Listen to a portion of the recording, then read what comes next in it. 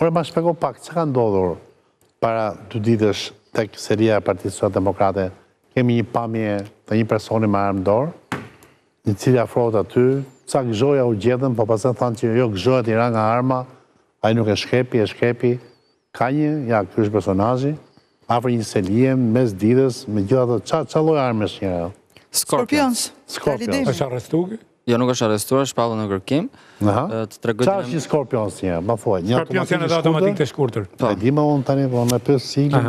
Falë, po thash. Të shpjegoj që dinamikën e ngjarjes se ka pasur shumë paqartësi dhe të pavërteta. Ma ndërto pak. Ngjarja ka ndodhur rreth orës 2 në zonën e Alidemit. Po thuaj lajmin një që s'ka lidhje me PSD-n, pastaj. Patjetër, avash.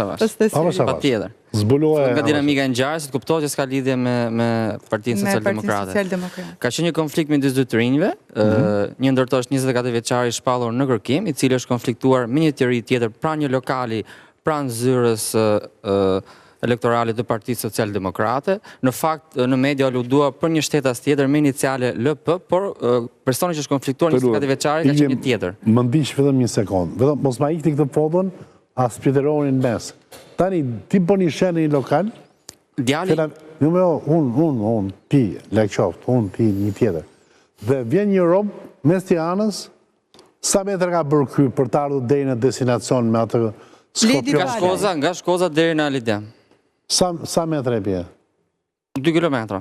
Ka ezu 2 kilometra me Skorpions dorë? Ka ardhur me makinë, në vendin e makinë, po kanë parkuar automjetin para lokalit. Aty është automjeti? Ledi Palaj. Jo, nuk është automjeti, është një Land Rover, një Range Rover. Pra do vonë ky mes qytetit, po dy, Kjo është kampana larë për policinë e shtetit.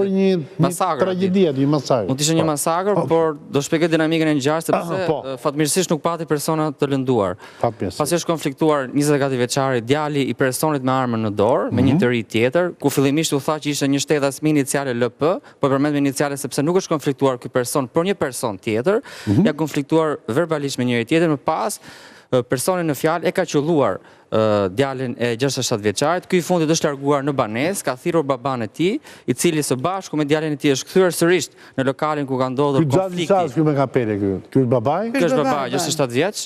67. Po. Sa edhe kështu tonifikuar që ka. To 67 vjeçarit kur janë tonifikuar bashkë me djalin e tij ta kërkoi, domethënë personin që ka pasur konflikt. Çka krau ka më, si e bën atë Skorpionsin si dhe hapi shive. Ato pamje në një zonë mjaft frekuentuar të kryeqytetit, aty ka dhe bankat niveli 2 lokale të frekuentuara dhe mes të kryeqytetit, një pamje e tillë është e frikshme dhe është i këmbën alarmi për policinë e shtetit. Po e rëndë është. Është shumë e rëndë. Mima njerëz mendur ka kudo edhe në Amerikë dalin kështu.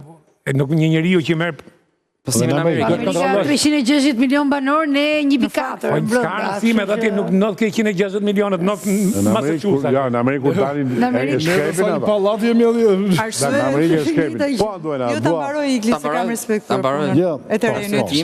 Pasi ka shkuar në vendin e ngjarjes së bashku me djalin e tij, nuk e ka gjetur personin që ka pasur konflikt në lokal, ka kërkuar tek lokali tjetër ngjitur, më pas ka shkuar tek zyra e PSD-s, ku ka dyshuar që është fshehur personi që ka pasur konfliktin djali i tij dhe më pas me sende të forta, por dyshohet që edhe me armën e zjarrit ka goditur xhamat e zyrës elektorale të Partisë Socialdemokrate dhe në ato momente kanë rënë dhe fshekët kanë rënë në tokë të paplasura. Janë gjetur 2 fishek në vendin e ngjarjes të paplasur dhe dyshohet që e ka qenuar xhamin me armën e zjarrit dhe për këtë arsye arma nuk është ndezur dhe fatmirësisht nuk ka pasur persona të lënduar.